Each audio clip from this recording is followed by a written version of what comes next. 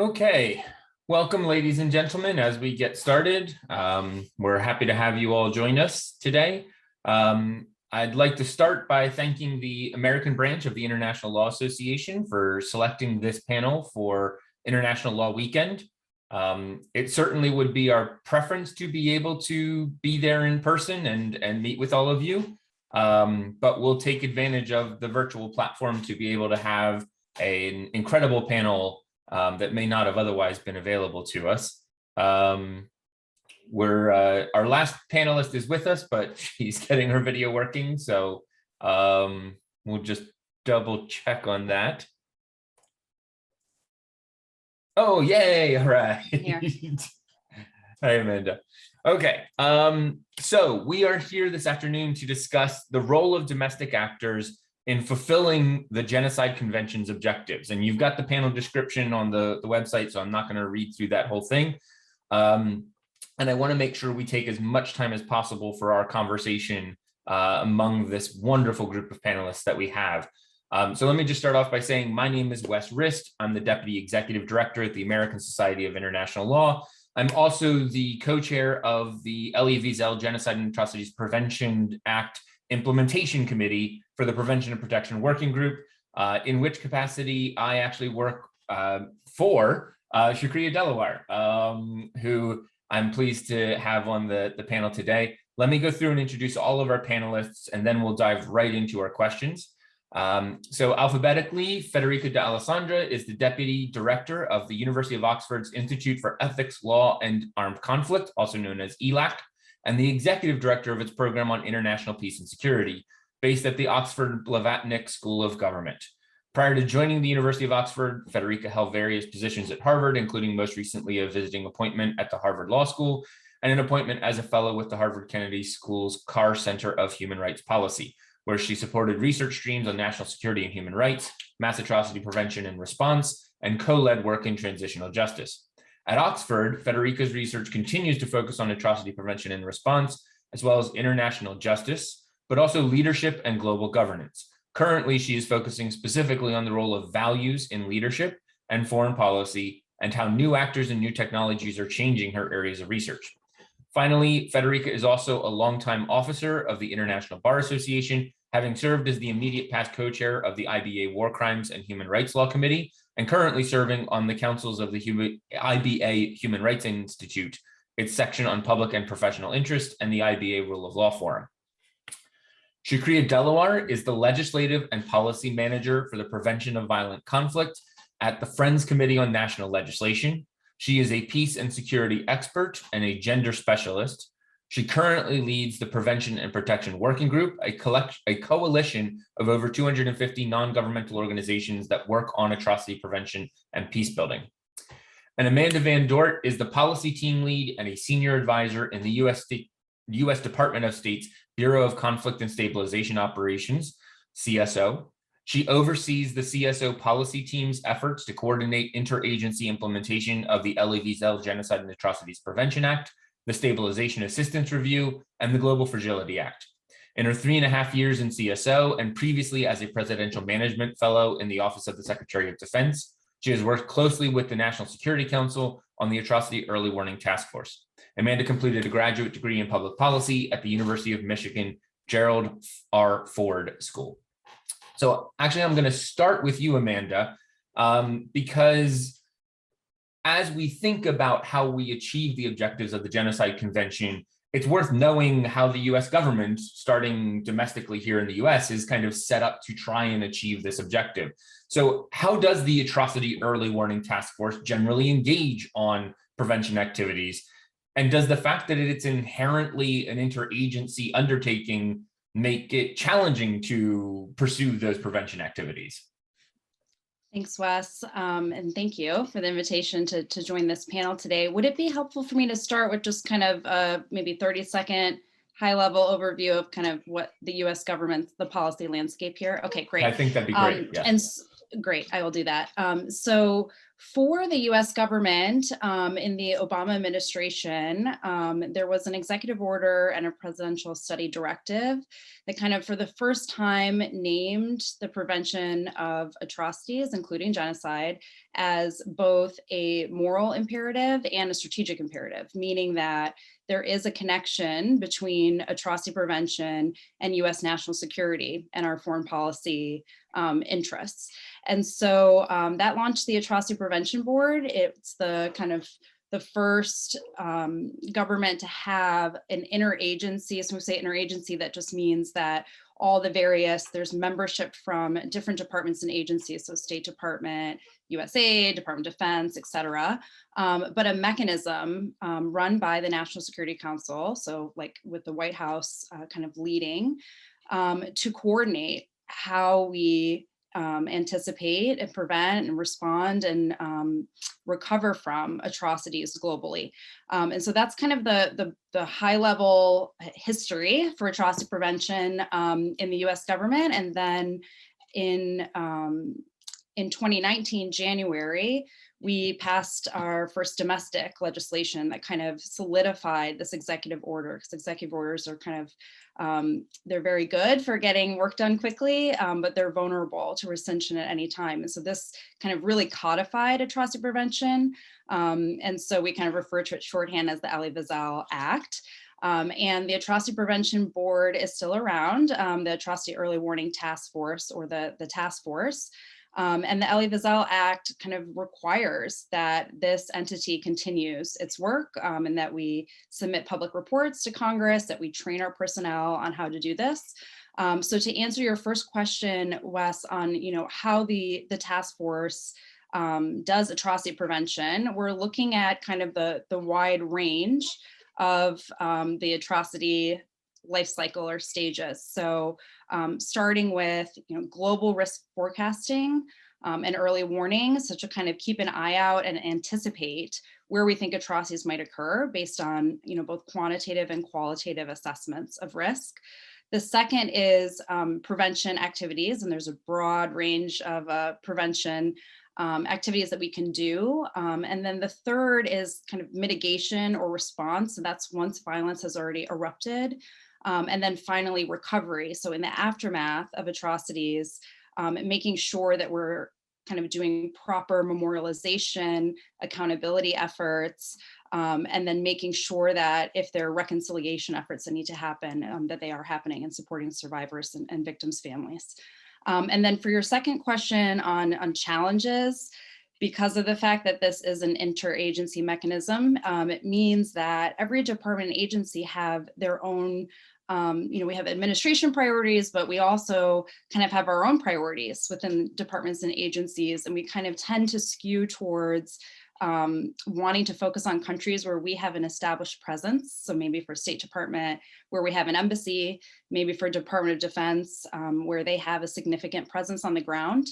And then kind of the second challenge is that we tend to, as a US government writ large, focus more on reacting to crises. And it's very difficult, and it takes a lot of attention. So, a situation like Syria, for example, leaves little attention for kind of real upstream prevention activities, and then, trying to convince different stakeholders in the US government that there are some early warning signs here.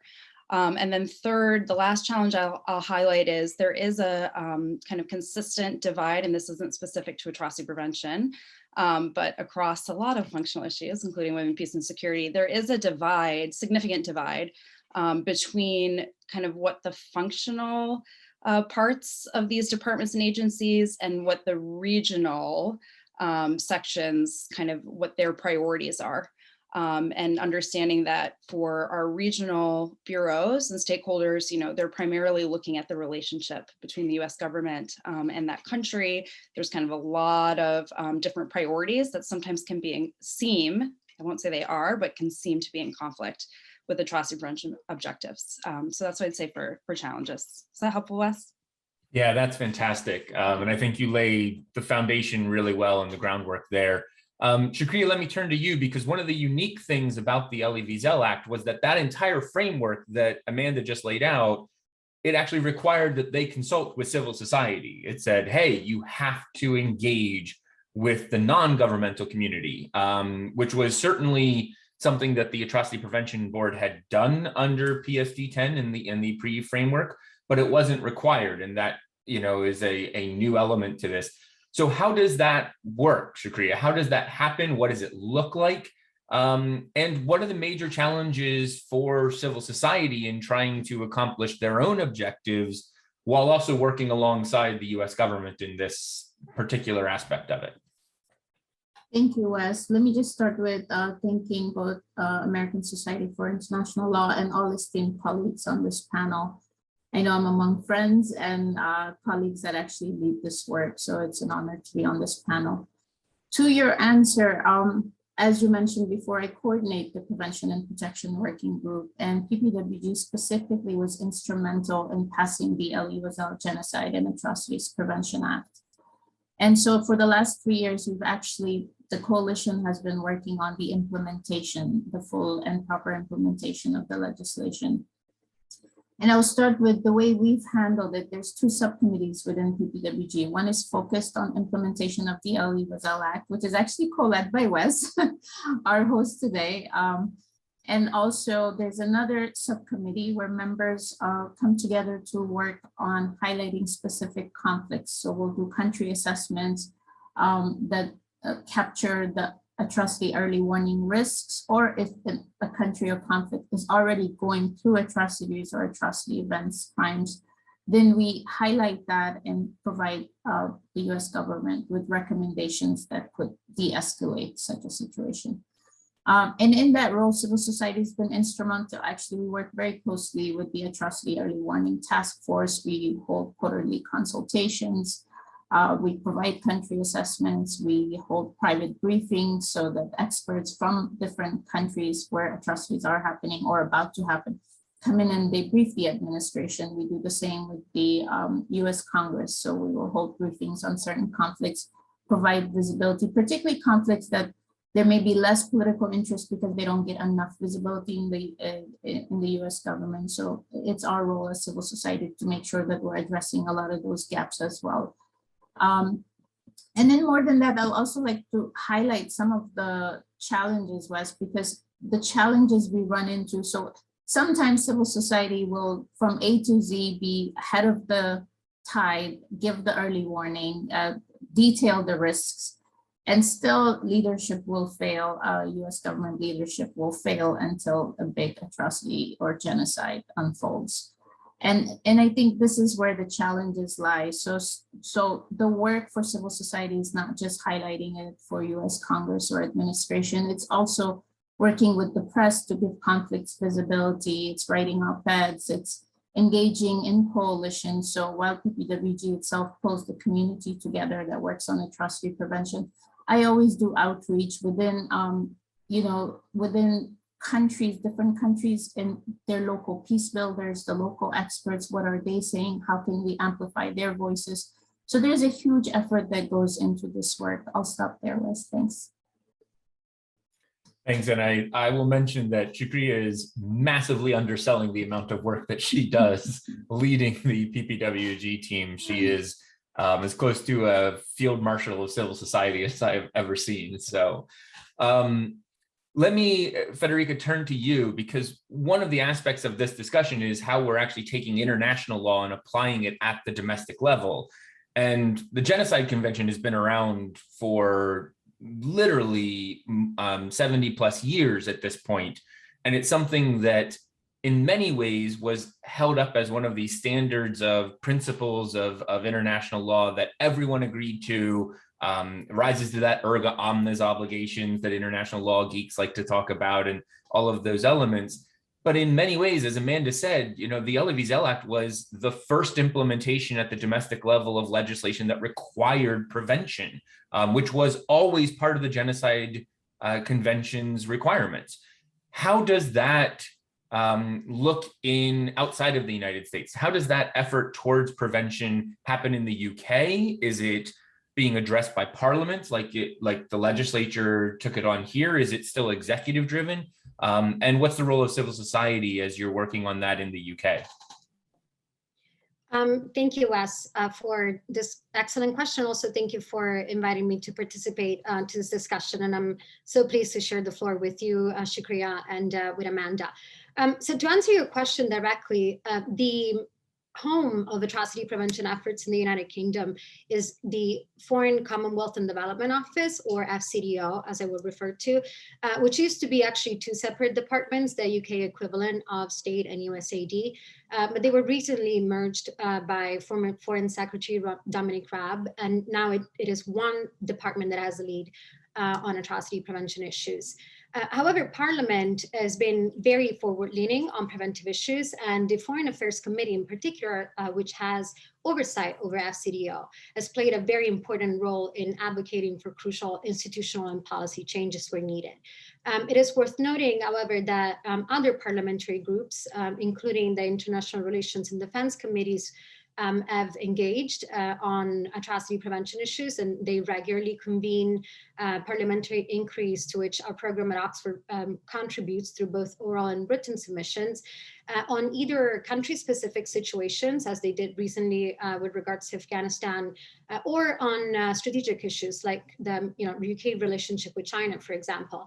And these parliamentary groups, for example, with regards to the latter, they've advocated for the incorporation of an atrocity prevention lens in the US trade strategy with regards to China. So it is also worth noting that in the context of this framing discussion, atrocity prevention response is implicit in both the UK national security strategy and foreign policy priorities. And whereas tackling conflict and instability overseas has been a major strand of UK foreign policy for the past 20 years, the Integrated Security, Defense, Development and Foreign Policy Review that was recently published by the government in March actually made this an explicit anchor of US policy in these areas, at least into 2030. As part of the integrated review, the FCDO also announced the establishment of a new conflict center that would draw on expertise from across government and beyond to develop a lead strategy conflict agenda. And this is where the preventive agenda is mainly housed and will continue to be housed, except maybe for a few special envoys offices that have been particularly active on specific issue domains, such as, for example, religious freedom or sexual and gender-based violence. Although there is no specific envoy dedicated to atrocity prevention issues, which many observers agree would be very advisable. That being said, many groups and experts in the UK civil society, including ourselves, have long advocated for decoupling the atrocity prevention agenda from the conflict prevention agenda, which is where it is currently folded under in the UK and elsewhere. We've also advocated for introducing a national cross-departmental strategy for atrocity prevention. We think conflating the two issues of conflict prevention and atrocity prevention is problematic for at least a few reasons. First, because it might seem banal to say and put it in these terms, but not all atrocities, of course, take place in conflict situations. And approaching atrocity prevention as a subset of conflict prevention sometimes leaves out important policy gaps. And I think the situation in Xinjiang is perhaps the most noteworthy example of this. And in fact, as I was mentioning, the International Relations and Defense Committee in their September 2021 report on the UK, evaluating the UK security and trade interests vis-a-vis China, highlighted this as a strategic void. The second reason why conflating the two agenda is a little bit of a bad idea from our perspective is that even where atrocities do take place in conflict situation, conflict prevention tools and strategies don't always look the same as atrocity prevention tools. And in fact, I think as Amanda was mentioning, they can sometimes either work or be perceived to work across purposes. So for this reason, our program has been arguing for an intersectional analysis between atrocity prevention and other contiguous policy frameworks. And I think important analytical contributions are emerging starting to emerge in this area, like work from Jason Ralph and Eglantine Staunton that looked at miscalculations of EU policy in Myanmar, or work from the USIP that I think is forthcoming on the intersection of countering violent extremism and atrocity prevention. And we also have a report coming up on the intersection between, or the policy interface between atrocity prevention and the fragility, conflict, and violence framework. But I think more needs to be done in that area. Finally, whereas the existence of a home within FCDO can be an instrumental catalyst for preventive issues, improving interagency coordination still requires proper channels, as you do have in the US, and at a minimum, the issuance of regular staff training and clear guidance to all relevant departments about their specific responsibilities for mass atrocity prevention that we're not seeing happen quite as much just yet. And in fact, it is for these reasons that these recommendations were endorsed by the Foreign Affairs Committee in July when they published the most recent report, aptly titled, I guess, Never Again, the UK Responsibility to Act on Atrocities, that essentially sets out a vision and a roadmap for where the committee thinks that UK government needs to head. I will also add that although the true scale of their impact is yet to be fully understood, recent cuts and changes in allocations to the UK aid budget are expected to have, and in fact have already begun to show very deleterious effects on UK preventive efforts. And there are other issues, I guess, worth highlighting, but I think I've spoken enough for one question. So just to wrap it up, I'll say, I think the UK government does certainly better than others in prioritizing atrocity prevention.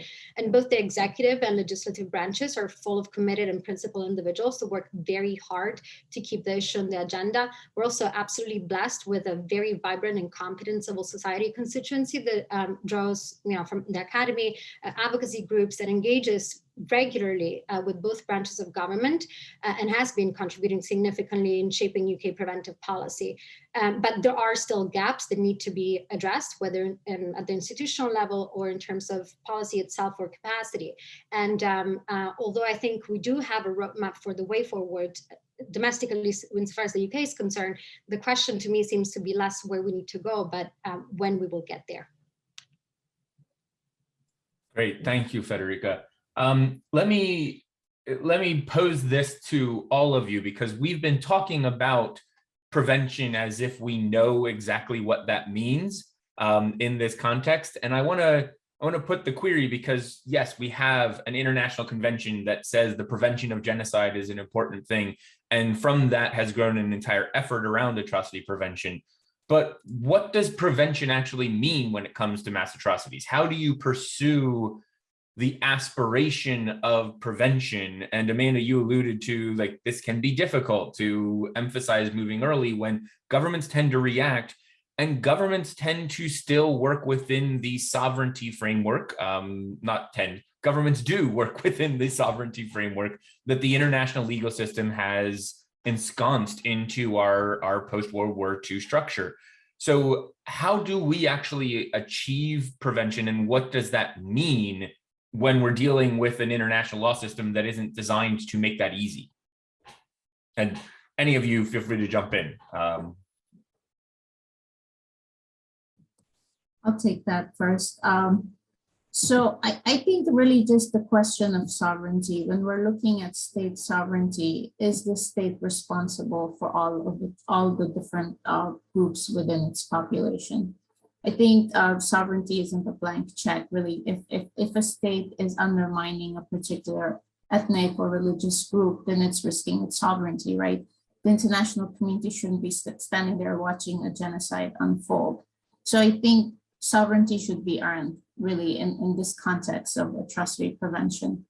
And I think, like, when we look at, just the general UN framework, and how many countries have signed on, and pretty much most international community has, with exception of certain countries that still need to sign on. But what you're looking at is, even at state level, there's efforts. So, like, it's just mentioned the UK efforts, but the US efforts, the European nations, many states have these internal efforts. But I think where failure happens is almost always at leadership level, at political alliances where you don't want to touch certain allies, so you'll just close your eyes and not speak when an ally is committing an atrocity. So I think it's in those systems that the real challenges lie. The whole international community, I think morally we all know the crime of genocide is just inhumane and it must be stopped. So at that point, if a state is undermining a particular group, it really, one shouldn't wait to stop that. I'll stop there. I'm happy to go next, unless Amanda wants to. Okay. So from my perspective, I guess I have a slightly different angle. When we talk about prevention, what does prevention actually mean? I think it's tricky because sometimes there's this temptation to answer quite binarily as, have atrocities in a given situation been averted? And if so, can we essentially attribute that to any sort of action that we've taken deliberately with that goal in mind? And the reason why I think that's tricky is that often the answer to that is based on counterfactual analysis. As helpful as that is, I think we're starting to see a growing impetus towards the development of evidence-based research and empirical examples of atrocity prevention tools achieving the desired impact on the ground. And that's because while we do have a lot of knowledge about the potential area of interventions, again, we don't have an exact understanding of what tools work well at what stage of the, destruction continuum that Amanda mentioned earlier. And we also hear more and more from policymakers that these type of examples are crucial to continue to make the prevention case, both domestically to other policymakers, but also at the multilateral level. So obviously questions like what are best practices? What do they look like? How do we measure impact of specific atrocity prevention tools? How do we assess, if our interventions are actually having an impact on perpetrators' intent or ability to commit the violence? Can we say that our interventions are impacting perpetrators, they're having effects on long-lasting societal attitudes? But also I think how are the tools that we deploy for preventive purposes changing, and how do they need to change given evolving geostrategic dynamics and other factors like the advent of new technologies? Are we are we doing enough to leverage technologies for preventive and early warning purposes? Are we using them effectively for accountability purposes? I think that in reflecting on the second part of your questions, both on the normative implications of saying sovereignty trumps prevention, but also in terms of how we've seen the landscape change in response to that. As Shikriya just said, we've been asking the question for 75 years and very vigorously, at least since 2011, of whether sovereignty is a blank check. My view aligns with hers that absolutely not. It should be noted that as a matter of international law, states not only have the obligation not to commit atrocities, but also they have preventive duties. And without entering into the merits of this complicated argument, we lump together genocide, war crimes, and crimes against humanity under this category of atrocity crimes. But legally speaking, the scope of preventive obligations actually varies for each subcategory of crimes. And that's because of the different legal histories and their status in the international law, which is why having an instrument like the Genocide Convention is crucial. But within this very complicated tapestry, there is a great degree of latitude for governments to act in fulfillment of preventive objectives. And that's based on a range of factors that include, among others, their capacity, but also ability to influence perpetrators. And action can take many forms, from diplomatic, good offices, negotiations, financial and political pressure, etc. The problem from my perspective is that too often, at least at the international level, we've equated preventive action or response with kind of military intervention, which is not only very divisive, but it's also, I think, the effectiveness of which in most circumstances is up for debate. And this hyper focus on a security response or secularized response has had a few consequences. First, because of the way it has been approached, I think it has played into the hands of those that wanted to politicize as a way to kill the prevention agenda. And as a consequence of this, I think prevention has been kind of relegated to its own silo rather than understood as an operational objective that should cut across all forms of action that the international community takes. Secondly, and this is again my perspective, and others might disagree with that, but I think not only it has delayed action, but it's also reduced pathways for mobilization narrowly to the Security Council. And of course, that's appropriate where there's a military force involved. But as we've seen more and more, the Security Council is so gridlocked that even when no military action is part of the discussion, there's been no action. And again, this is a political failure. But this narrow securitization of the response has also been a distraction, I think, for the community as a whole, the atrocity prevention community as a whole, because we've been so consumed by the question of how to seize the Security Council and not to get them to act, that we've neglected other fora, whether multilateral or domestic avenues. And we're starting to see that change. So I guess I will just leave it at that. But just to add that a lot of the changes that we're seeing in this landscape might be emanating or might be in reaction to a current stalemate and to current failures, more so than maybe the product of forward thinking on preventive issues. But nevertheless, I think that this increased awareness of the need to repivot the conversation a little bit is very encouraging from my perspective. And I think it's the next chapter for this agenda. Amanda, I'll give you the last word on this one. Yeah, I think both of our other panelists really clearly covered, what I would say in response to this question. I think just because of our audience, maybe naming some resources that might be helpful. And so Frederica kind of alluded to the International Commission on Intervention and State Sovereignty, right? ICISS, yes. And that actually, I think that document is really fascinating. I mean, it is old, but that was kind of the initial question was, how does the responsibility to protect align with each country having their own sovereignty and ability to make decisions. One thing I'd say is that I think now the issue of sovereignty is kind of out of date, because I just feel like now the world is just so interconnected, right? And especially like our economic systems, there are very few countries in the world that are operating in a vacuum. And so like, if they are relying on, the UN for, certain programs to deliver services, if they're relying on, their neighboring countries to buy their primary export. I mean, there's just so many levers there that, even if publicly in talking points, leaders want to kind of hamp on sovereignty, they can do that just on paper, but in reality, there really is no such thing. I mean, there are levers all over the place and carrots and sticks that can be kind of not manipulated, but used to kind of change their behavior. So I kind of feel like the sovereignty is a little bit, it's kind of a moot point now.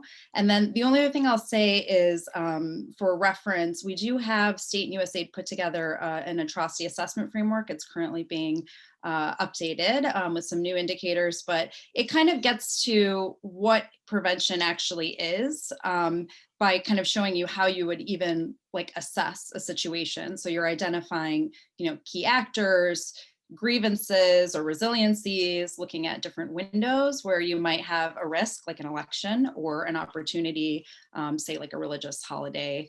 And then basically from that, determining what are the most relevant dynamics and the most likely scenarios that could happen. And that's how you kind of get to the point where you can actually develop prevention activities. And so really, I think at the end of the day, the way that the task force is looking at prevention, what it means, the purpose is to identify and mitigate the risks, that are present, to shift the motivations of potential perpetrators, to kind of boost the resiliencies of, at-risk populations and, immediate protection. And so that's kind of where, what I would say what prevention means, at least for the task force. But Frederica mentioned the crux of the issue is that we can't really measure that. It's a little bit difficult. Excuse me. Which is a great segue into the next question I have for you all. Because as we look at actually measuring this, evaluating it, having a kind of conceptual framework that hopefully multilateral governments and the international community can all kind of agree on as they pursue this, with recognition that there's not going to be lockstep agreement, then it turns into programs, then it turns into actual action on the ground. And all of you have made reference at different levels about how there can sometimes be tension between these different objectives to achieve either within the national security framework or in the development, economic development frameworks, some of these, and then invest in the atrocity prevention activities and programs as well. So what does that look like? And we actually haven't come across this word yet. I thought we were going to, because we use it all the time when we talk amongst each other, but what does upstream engagement actually mean in this context? How far in advance do you go? How far in trying to identify early warning risk factors do we look at these? And Federica mentioned the emphasis on more analytical and more evidentiary based analyses that we can rely on. And Amanda just made mention to the atrocity prevention framework that's trying to, regularize some of that. But does that not lead us into conflict with other development objectives? Amanda, you sit on the women, peace, and security element there. Are you internally fighting yourself on some of these things as you try and figure out which of these you prioritize or which of these you work on? And I know, Shakriya, you've worked extensively on multiple different elements of women's rights, peace and security development, and all of these. How do all of these mesh together in what is inherently an incredibly complicated framework that is trying to be applied to an even more incredibly complicated real world situation of different actors, different needs, different priorities, and you change the country or even the region of the country that you're working in, and that calculus may change again. So how do we as lawyers, policy advocates, government officials respond to that complexity in a way that actually makes sense within the framework? Easy question, right? Yeah, I didn't make that hard at all. I'll take a first hack at it. I just want to say, for me, maybe my mind thinks in a certain way because I've had to deal with all angles of different conflicts. It's just atrocity prevention is a certain inflection point in conflict, right? So if you know the indicators, if you know the early warning signs, and you're getting that information, the thing to do is start, implementing programs or start diplomatic efforts to try to de-escalate that kind of situation, right? But I think when it comes to if you're talking about the YPS agenda or WPS agenda, they're more complementary than anything else, because if women are being abused or rape rape is happening as a war crime, these are actually your indicators. So it's not to be like, hey, this could lead to atrocities if we don't do something about it now. So it's more complementary. Youth, peace and security, and anytime youth is minimized, and they're actually locally standing up and whether it's about education or vocational training or suppression of certain ethnic groups, they're usually speaking up. So it's being tuned into those conversations that give you the various indicators that atrocities can unfold, or if it's unfolding, it's pretty much in clear sight that these are the indicators almost every single time there's a pattern before an atrocity event happens. And I know Amanda, my colleague, can speak more to that because they actually have a training for atrocity prevention as part of the LUSL mandate, LUSL Act mandate that Foreign Service officers go through. But to me, I really feel like, a lot of people say you can't prove a negative, but I'm like, what, if you're seeing signs and you're seeing escalation of conflict and you're able to diffuse it, you can't prove it by that situation improving. That is your proof that yes, something was averted that could have gone very badly for the population. I'll stop there.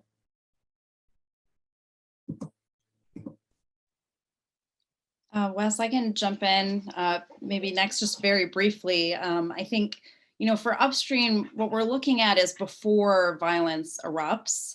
And to your question of, how far back do you go? I think that Frederica's point about the conceptual difference between conflict prevention and atrocity prevention, and it has, even within the US government, been kind of conflated in certain situations. And that's kind of where our, regional counterparts in particular say, we've got this, we're doing it. We're doing it. We're doing that already. We've got it. We've got it. And that happens for us for WPS as well. And so I think kind of first making very clear that conflict prevention and atrocity prevention are not the same thing, and that the principle of the primary objective is different, right? So for conflict prevention, your objective is really to have two or more warring parties kind of come to some sort of resolution. And that can actually be in conflict sometimes with atrocity prevention objectives, where you're really trying to, change a perpetrator's behavior. And in conflict prevention, sometimes the perpetrators are those two sides. And I think this is an example of where, the WPS, Women, Peace and Security agenda, is very complementary, because there's kind of just for both kind of the two core principles, one on participation, that women in politics are perceived as more trustworthy and less corrupt. They've done kind of longitudinal studies on women's, political participation, the relationship between that and whether a state uses violence or carries out human rights abuses against its own population, how likely it is to go into a conflict. And then obviously for early warning, that women's participation is critical. And they've done kind of some very good, I think, longitudinal and cross-sectional studies on involving women, especially for CVE, for countering violent extremism, and basically women having kind of the early the information to kind of very, very early signs of radicalization. And then for the second kind of core WPS tenet on protection, like Shakriya mentioned, I mean, conflict-related sexual violence, it's not only, we see it in nearly every, single case where there's an atrocities, they're accompanied by sexual violence, but also that kind of an early rise in sexual violence can be an indicator of atrocities, because that is demonstrating that even at a community level or even at a household level, so domestic violence, a lot of our internal USG, one of the pushbacks is, well, that's the culture and that's what happens in the home and it's accepted and even the women accept it and that's what it is. And it's like, no, because you're actually showing that even at a household level, that violence is an acceptable way of resolving disputes, right? And so from the household level to the community level to the national level or even international, you have already as a society determined that violence is an acceptable route and an acceptable means. And so I think those show kind of the complementary. And so for when we're looking at upstream for conflict prevention, of course, the majority of the activities that we're doing on democracy promotion, a trustworthy and accountable security force that's, led by civilians. I mean, all of those things are going to contribute to conflict prevention, not necessarily to atrocity prevention. So upstream isn't like as far back as you want to go, but like Shakriya said, when there are concrete early warning signs that violence may be used against civilians, and either a certain civilian group or not, but just against civilians, that's when you get into the upstream, before violence has erupted. And another kind of reference document for people that are on the line, the UN put out a mass atrocity assessment framework that kind of lays out some really good indicators that are upstream indicators. So even, increase in small arms, transfers or proliferation. I think definitely if we had looked at even just that one indicator, the Libya situation would be quite obvious that was going to happen because perpetrators need a means to commit violence. So that's just kind of one other document that I would drive to. And then the last thing I wanted to say, since you mentioned fragility, Wes, I think you did, for the Global Fragility Act, the purpose of that legislation, which has a significant congressional earmark, where our Elie Wiesel Act does not, and neither does our WPS Act,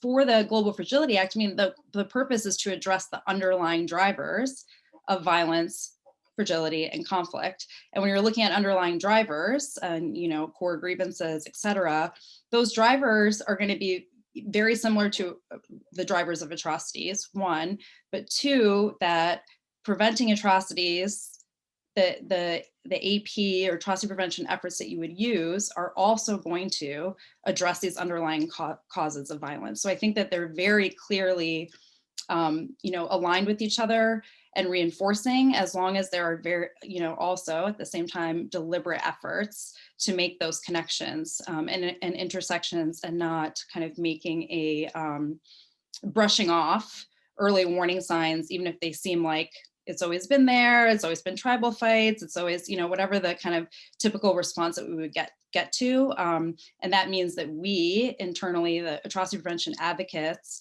have to have very, very specific examples of both the early warning signs and the impacts of kind of ignoring the situation.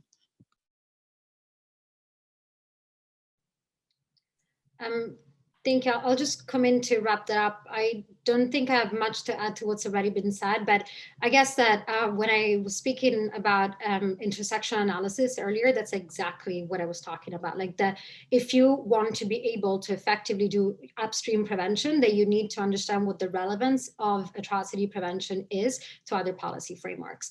And, I think that we just need to get out of this mentality that, and again, this is a product of the fact, as I was mentioning earlier, that I think atrocity prevention has kind of been boxed away to its own silo, whereas we really need to get out of that mentality. We need to start thinking about atrocity prevention as an operational principle. And to me, Wes, it is less about displacing other constituencies and policy priorities. It is more about understanding the relevance of atrocity prevention to these other policy priorities and objectives. And it is only once you insert that atrocity prevention lens in your analysis of the strategies and tools that you will be deploying pursuant to the other policy objectives, that you will understand whether or not your choices and your policy outcomes will change. And if you don't engage in that type of analysis, then you won't understand not only you want to understand, but you potentially can even undermine preventive objectives for the reasons that Amanda mentioned earlier. So just to give an example, and I'm sorry that I can't link the report because it's not been published yet, but that's exactly what we do with the report that I was mentioning earlier that has been authored by our visiting fellow, Dr. Orly Stern and Claire Brown. They look at the policy interface between atrocity prevention and conflict, fragility, and violence. And that doesn't change necessarily the nature and objectives of FCV, but it helps you identify the ways in which FCV programming can be better aligned with preventive objectives. And ultimately, all policy frameworks that are engaged and concerned with human protection strategically align towards preventive objectives, right? The question is, how do we make them align at the operational level? And I think that that's where the need for better and more intersectional analysis really comes. Thanks. Shakriya, you wanted to jump in real quick? Yeah, just a quick comment. Really, I agree with both what Frederica and Amanda have just said, but just to point, when states fail, like when we're warning, civil society is warning about the early atrocity warning factors and risks, that's when states have a lot of tools that they can actually go and do something about it, right? But once it's a genocide or an atrocity event has unfolded, your options get very limited. It also gets costly. It becomes about security assistance or sanctioning, and none of those really are going to stop atrocities at the end of the day. So I think just really focusing on why it's very critical for states from the get-go to really leadership to prioritize prevention, because the later in the game, the harder it is to actually fix it. Thanks. Yeah, and that's actually a great segue to our next question, Shakriya, which is, we've been talking about the prevention aspect, but we can't ignore the fact that despite the conversation in our own community about prevention for decades now, we've had for almost 9 months now the collapse of the civilian government in Myanmar, where there's been unending persecution of political dissidents. We've seen Ethiopia explode in a way that has now caused stories of mass rape of individuals, sexual violence on a massive scale, and perpetrations of atrocity crimes by both combatant groups in that sector. Afghanistan, unfortunately, has been in the news repeatedly for this, and I know all of us were engaged very heavily in working on those issues. And then just this week, the Sudanese military overthrew the transitional civilian government, of which they were a part, putting at risk a significant, hope for seeing Sudan actually transition out of something that had been decades of military dictatorship and authoritarian repressive regimes. Unfortunately, all of that happened while we still had Sudan and Libya in the background, or I'm sorry, Syria and Libya in the background as well. What does that tell us about prevention efforts? Like, this is all great. We're talking about these kinds of things in the objectives of what we want to do and the aspirational hope of it. But what does the current events page of the newspaper, reading like it currently does, tell us about where our successes are, where our failures are? And, Shukriya mentioned just, as that perfect segue, the options get really limited when you start to get to these abuses and these atrocities actually taking place. Is this a failure of the structure of atrocity prevention? Is it a failure of governments, multilateral action, the UN? How do we diagnose the problem here? Again, easy questions. I'll give you an easy answer. It's not civil society's fault, color stuff.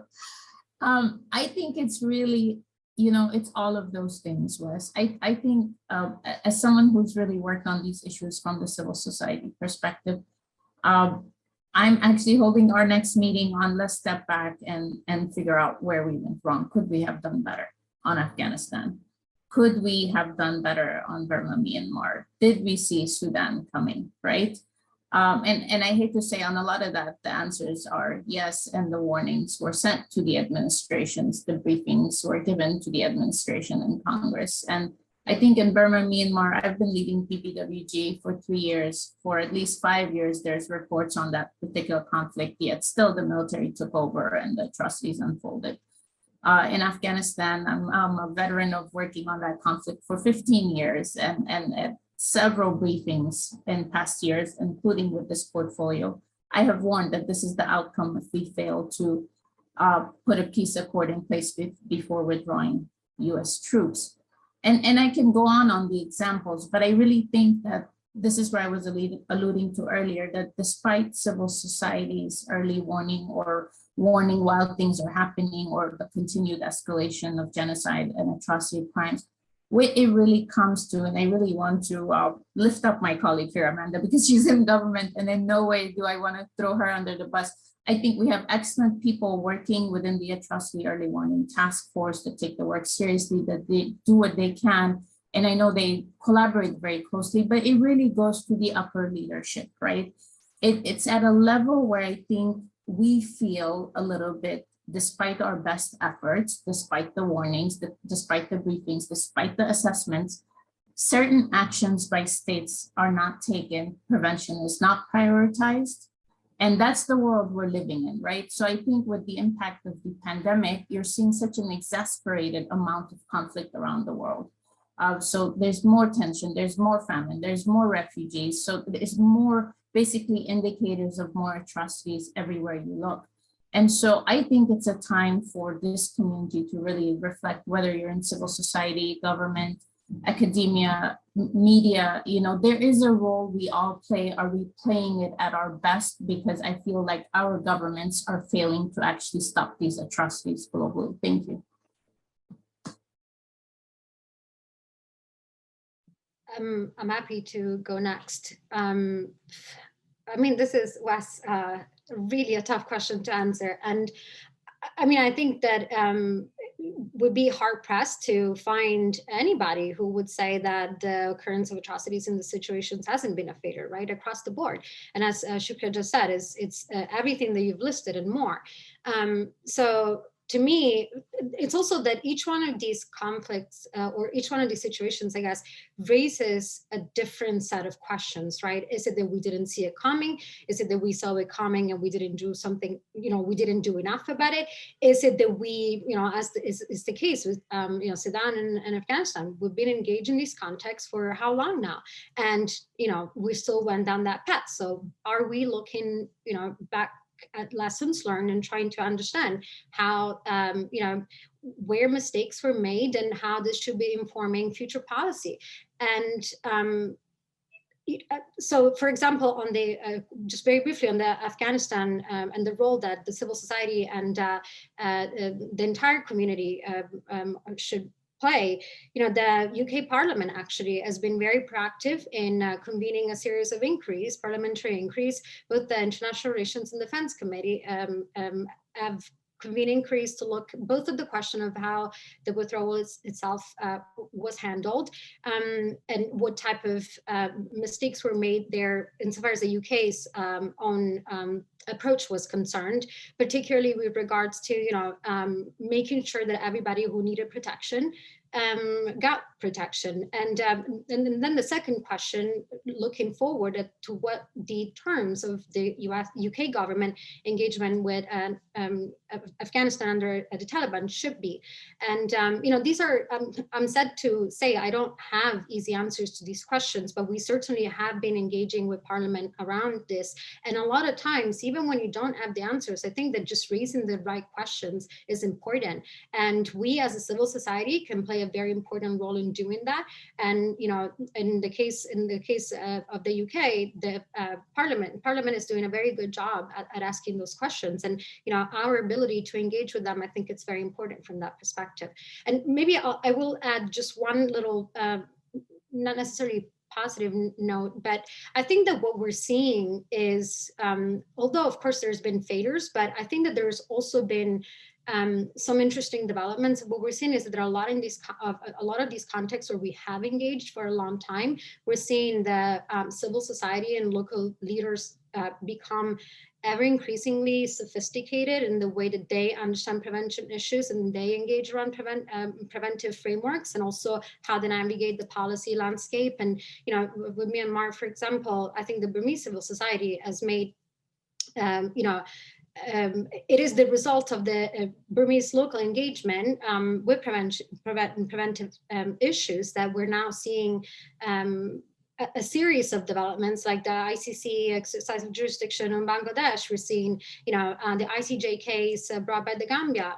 We're seeing, we saw the UN Human Rights Council set up an international independent mechanism for Myanmar. So, it isn't necessarily, it's I guess a cold comfort, but I think that our efforts are not necessarily they've not been in vain, although of course they haven't gone far enough. That's, I guess, what I'm trying to say very clumsily. Shakriya, do you have a two finger on that, or should I go to Amanda first? I'm going to let Amanda go first, and then I'll conclude. Yeah, I would agree with everything that both Shakriya and Frederica said, and obviously don't spare my feelings because I'm here for the U.S. government, but I think that we're very aware of, where we can do better, and we want to do better. And that's kind of part of, and I do think it is the proper role of civil society. And both Wes and Shakriya have been kind of leading a lot of our civil society engagements. It's definitely your role to hold us accountable to commitments that we've made, and to give recommendations for. And I think for us to be honest about the barriers and the challenges that we have, which often include that there are political objectives or, national interests that are not aligning with, some of the recommendations, and then, working very closely together to be innovative and figure out within the constraints of, current actors and dynamics, what can we do and what is possible, even if you can't, avoid a conflict completely. And then just to answer your question, Wes, I think that there are multiple dynamics at play in any sort of conflict, violence, or atrocity situation. And those dynamics are shifting all the time, whether that's key actors, whether that's levers, or tools that are available to you. You know, if there is a election or a protest that goes the wrong way. So it's not to say that, you know, the early warning signs are there. There are also institutional weaknesses that are there and apparent. And it's not always intuitive. You know, for example, authoritarian regimes are actually less likely to have kind of internal conflicts because they have such control over the population and the ability to have dissent. You know, and so there will be cases where a country has a ton of institutional weaknesses and very little resiliencies, but still doesn't turn to conflict or violence. And I do think that it doesn't necessarily mean that your atrocity prevention efforts have failed, depending on what the expected outcomes of each of those were, right? So for example, there's an atrocity prevention, say there's an atrocity prevention program in one region of South Sudan, and the purpose of that program is to increase women mediators, and maybe they fulfilled the objectives of that program. I think the issue is, are those expected outcomes, one, were they the right outcomes that you should be focused on? And two, are they complementary to the broader policy or broader efforts? Are all of these, are your atrocity prevention efforts fitting in and complementing, you know, kind of the broader expected outcomes or policy priorities? And so here I'd really highlight the Stabilization Assistance Review. I know that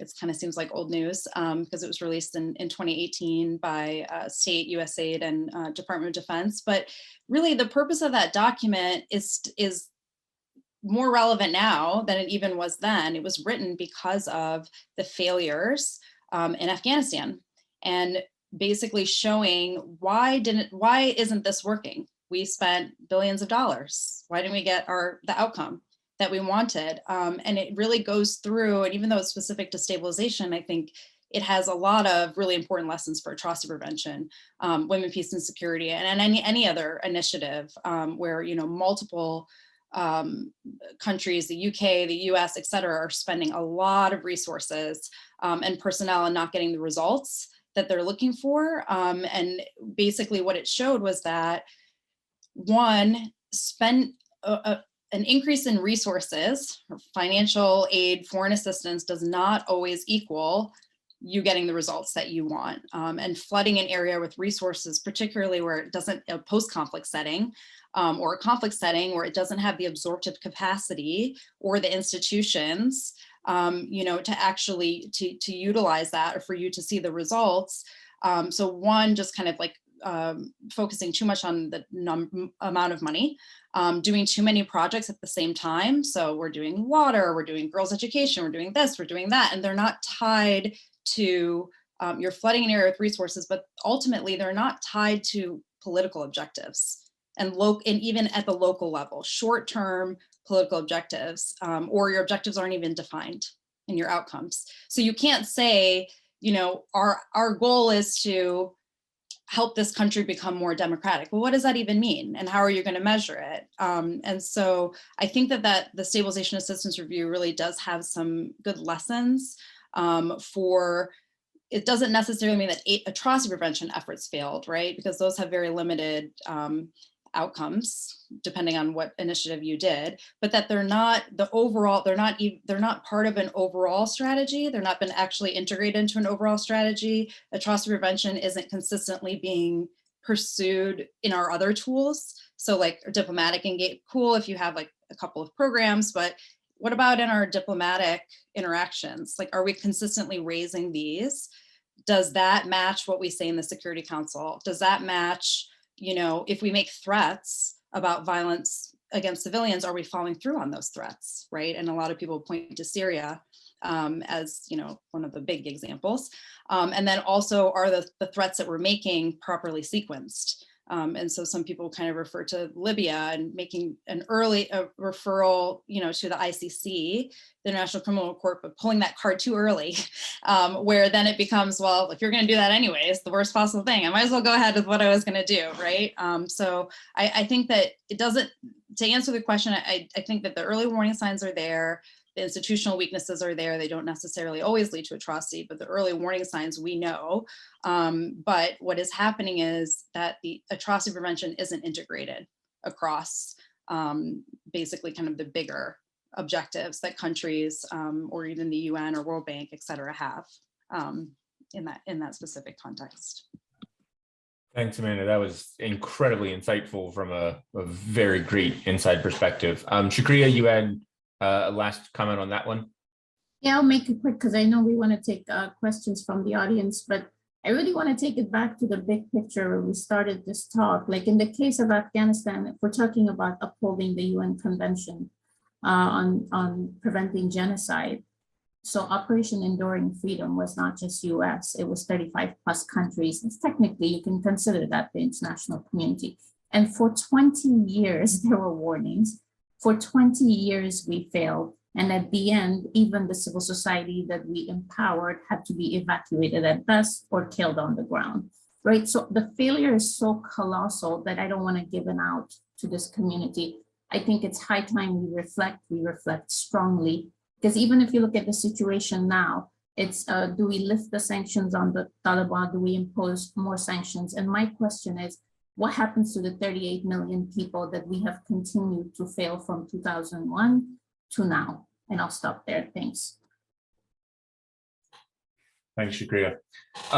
We don't have, oh wait, maybe? No, we don't have anything yet from the audience. So I have one last question that might be a little bit better way to end this conversation, which is for each of you, where do you see signs for optimism? Where do you see things? And Federica, you actually touched on this a little bit. So let me start with you, but what are the signs of hope you have in this field, given the realities that we work in every day?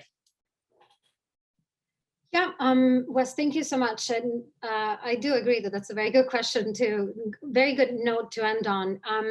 I think that there is a lot of signs of optimism. I mean, take my answer with the caveat that I absolutely and wholeheartedly second what Shukriya has just said, that there are contexts where we have absolutely and abysmally failed. And if we don't take a hard look in the mirror, then I don't know what we're all doing here talking about this.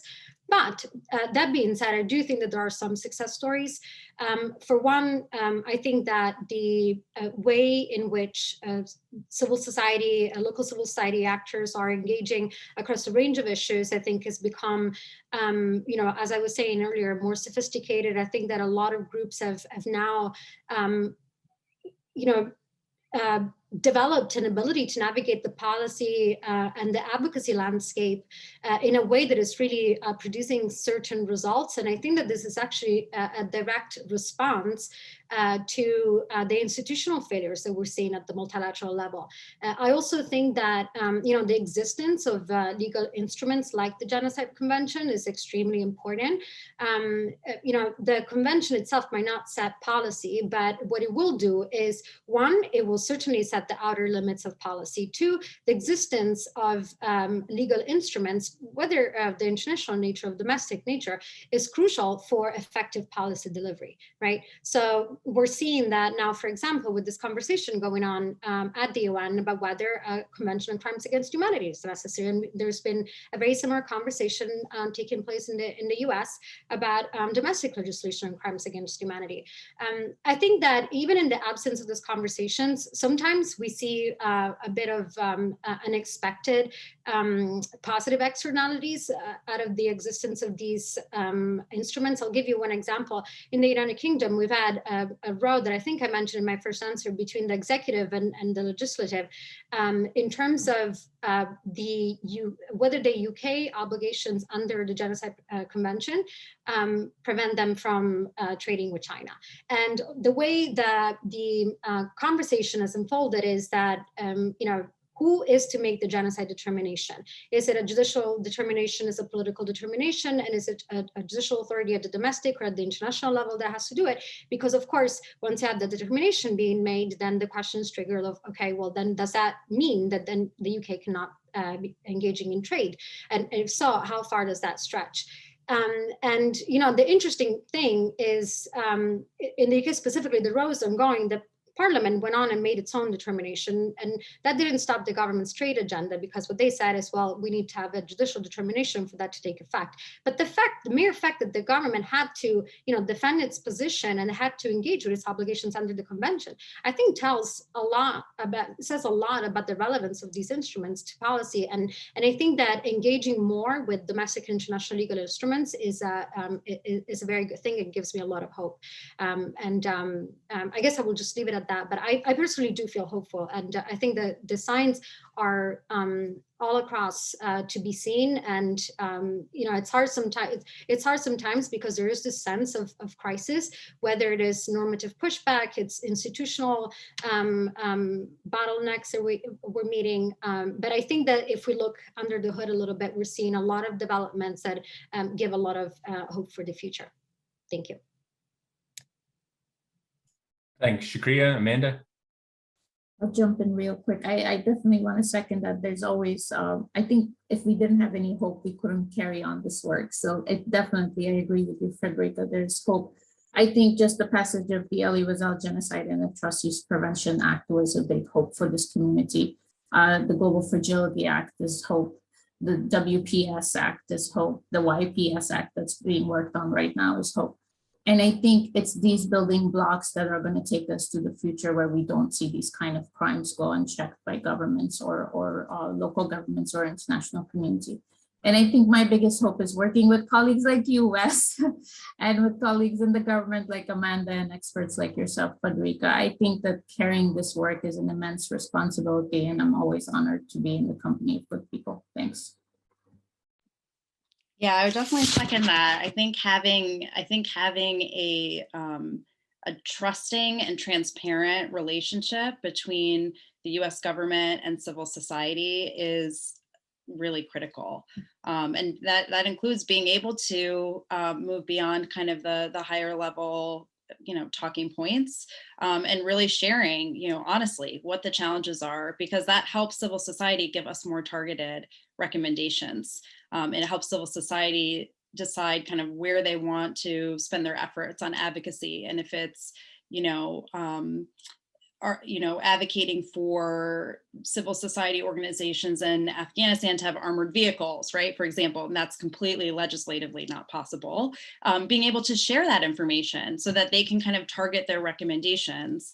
And I think for optimism, for the U.S. government, I would agree with Shukriya. I think the Global Fragility Act is a huge opportunity if atrocity prevention is very, thoughtfully and deliberately integrated, and not kind of just a passing reference to in accordance with the Elie Wiesel Act and the WPS Act, but that we really do kind of thoughtful integration.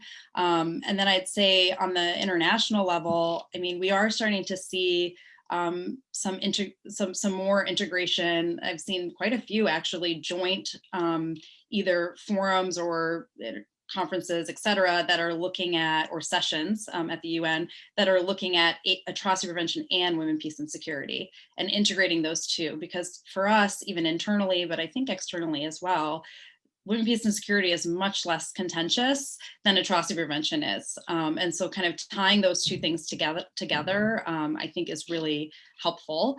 And then some of the others, I think, Frederica mentioned, but, the influence of regional mechanisms, them taking more of an interest and a stake, and actually them having more influence, even, sometimes in the United States or the Security Council. So we've seen that with, ASEAN, for some of the humanitarian issues in Burma, I won't say for everything.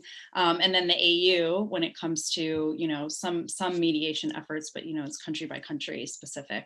And then finally, actually the two last things I would say is that I think the Human Rights Council, and I don't think that it's necessarily because the US is formally rejoining or because the US has become an observer. I think that they're just refining their approach. And the Human Rights Council, particularly for Ethiopia, has been much more effective than the Security Council. And you get around some of the kind of political stonewalling and having such a very limited membership. And then finally, I think the connections with the private sector are getting stronger. So under the last administration, we saw a lot of heavy emphasis on accountability and sanctions in particular being the number one go-to tool, which, maybe to the detriment of other tools that we could have used, but still, I think it made a very deliberate call and connection with the private sector.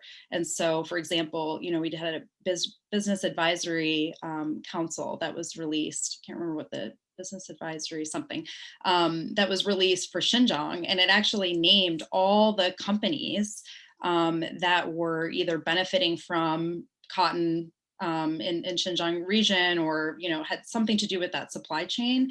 And that's kind of like educating consumers too, and that economic piece is much stronger as a lever with China than naming and shaming or diplomatic stuff. We don't have a lot of programmatic levers there. And so I think that gives me a lot of optimism because it's bringing it more down to individual citizens responsibility and them having a stake in, how they're contributing to atrocity prevention, that it's not just on the US government alone to try to pull levers that we might not necessarily have, but engaging the private sector kind of really deliberately and holding them accountable because they have responsibilities too, whether or not they're outlined in the Genocide Convention, at least for our atrocity assessment framework, they can be very influential actors. Sure. Well, we're out of time. In fact, we're a minute or two over, so that's my bad moderating, but thank you all for taking the time to talk with us and with the audience that we had today. We greatly appreciate this insight. I hope you as the audience found this very useful to think about the fact that, this international convention relies on policy to be implemented at the domestic level, at the regional level, and at the international level. And I was privileged to be able to chair this with three fantastic experts in that policy of implementation. And so thank you all, Shakriya, Federica, and Amanda, for your time and your input. Thank you so much. Thanks, Wes, Amanda, and Federica. Thanks. Thanks, everyone. It's been a real pleasure. Have a good afternoon.